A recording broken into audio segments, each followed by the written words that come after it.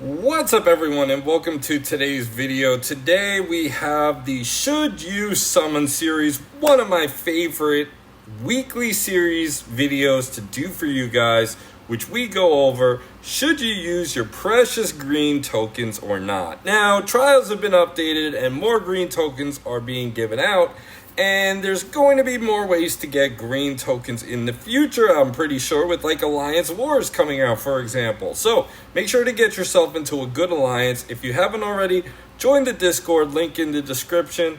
We've got some interesting summons this week.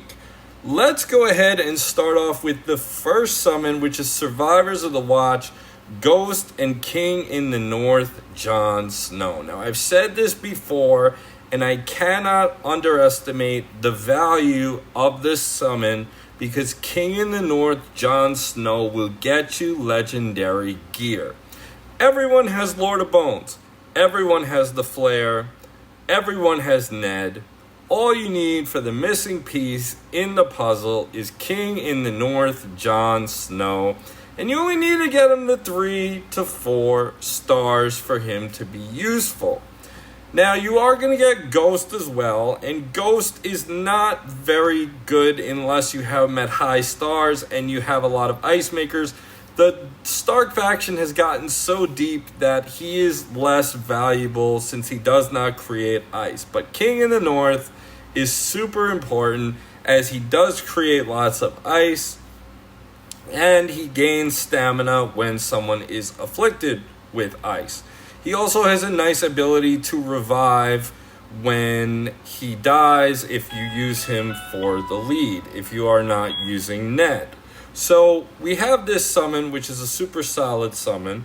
Moving on to the next summon, we have the Kosaur. Now, this is a week of Free Cities week because Jorah and Viserys is also in the summoning.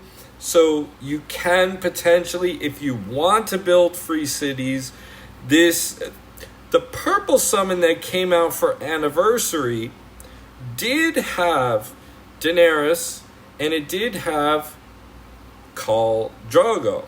So you could have picked up shards along the way and gotten stars, making this more of an impressive summon. Now, Alliance War requires 4 teams. The Free Cities faction is not free-to-play friendly or cheap-to-play friendly at all, and they do not have a full team of legendaries yet. The new Blue Daenerys is a superstar. She is a powerful hitter in the Free Cities faction, but they're missing a 5th member, and I'm sorry to say it, but I've turned into a legendary snob. The epics just do not do it for me. The epics and the commons are too weak in high-end PvP, and you're going to be up against some pretty strong teams. You're going to need legendary stats and synergy.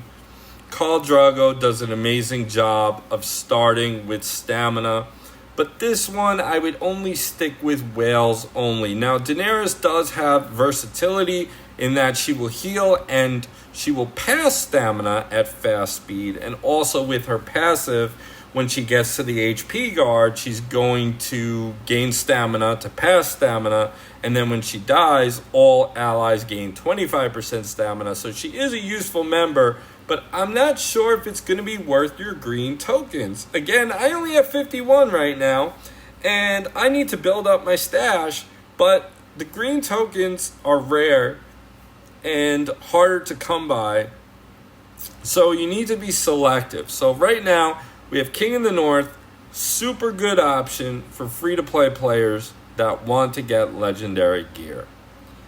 Now we have Monsters Beyond the Wall, which is not a good summon for a few reasons. The first reason is the Ice Warden. The White Walkers are only 3 characters right now.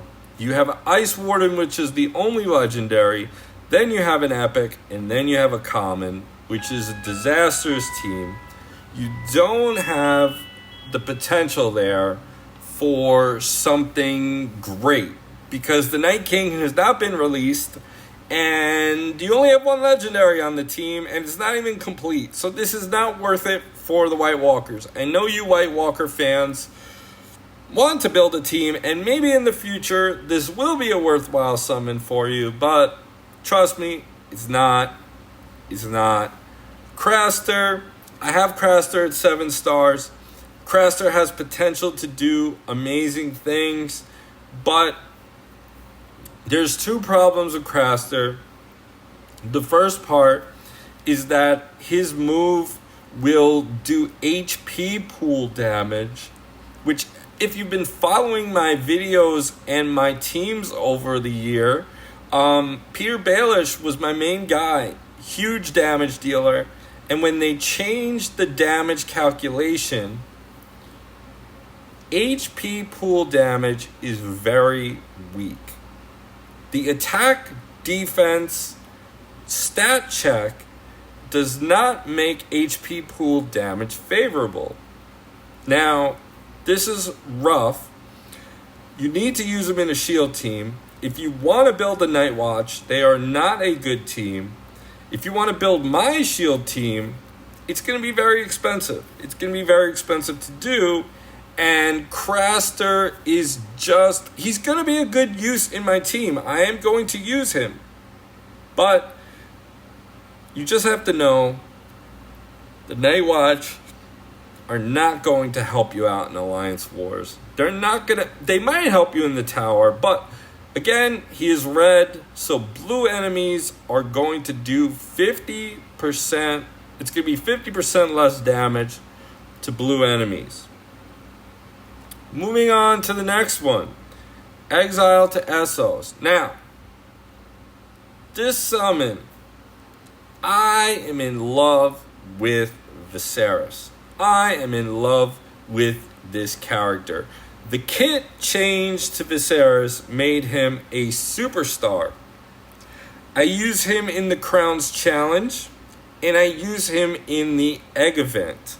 Now, I do not want to play the Egg event because the Egg event is ridiculous to get 10 stacks of fire on your enemies and go off that way. But if you're playing Kingslayer, you can get in the top 3 and still get legendary gear. Viserys, when you get him to 4-star, every 3 turns, Viserys and up to 3 random enemies are afflicted with 1 fire. Now, if you pair Viserys with Mender, the Mender, which is a common, I'm not a fan of commons, but the Mender, when you apply a fire, you have a 50% chance to apply an additional fire. So this can stack passively, and it allows you to auto-play the event. You just let turns get taken, and that happens.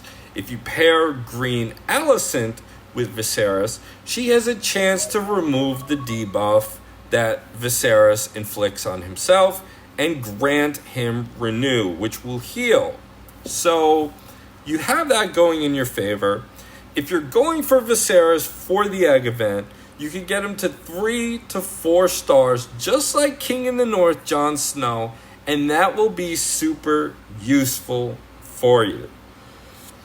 He's also going to be a solid member in Alliance Wars. If you have a big Viserys, they are going to need to take him down because he is going to inflict a lot of fire. He's going to inflict a lot of fire. And the other summon we have in here is Jorah. Jorah is a solid tank. He is a solid tank. He counters. He does damage. You don't have to worry about the damage because defenders have the lowest damage stat in the game along with the Menders. So they're not going to do a heavy amount of damage. But when the leader uses their skill, he gains 25% stamina and unnatural resistance. This will allow him to taunt more. The only problem with Jorah is if you look at his stats right here, Jorah suffers just like Barristan with a low amount of health. Very low amount of health, and since he is a green character, he is vulnerable to red, which will do 200% more damage. If we go to red, look at all these superstars in the red faction, in the red color. With the new Tyrion coming out too as well, who is a fighter, he is going to be able to demolish Jorah. But look at all these red characters. There's so many superstars in here. It's not a good option, but the Viserys makes the summon worth it if you want to do well in the egg event. But you need the other characters as well, like you need Rhaenyra, Green Alicent, you might need some Drogon, and you're going to need Mender. So take it as you will, but that is a good summon. So this week is an interesting week. You have King in the North, which is a super solid summon. You have Exile to Essos, which is a solid summon. This is for legendary gear, if you want to go for legendary gear. Doesn't cost you that much to get them to 3 to 4 stars. When you get them higher, then you run into problems. The Kosaur, I would stay away from unless you're a whale or you want to build free cities. And Monsters Beyond the Wall, just stay away from that summon. It is not a good summon. Let me know what you think, and if you are going to be summoning, and I will talk to you all in the next video. Take care all, and have a good one.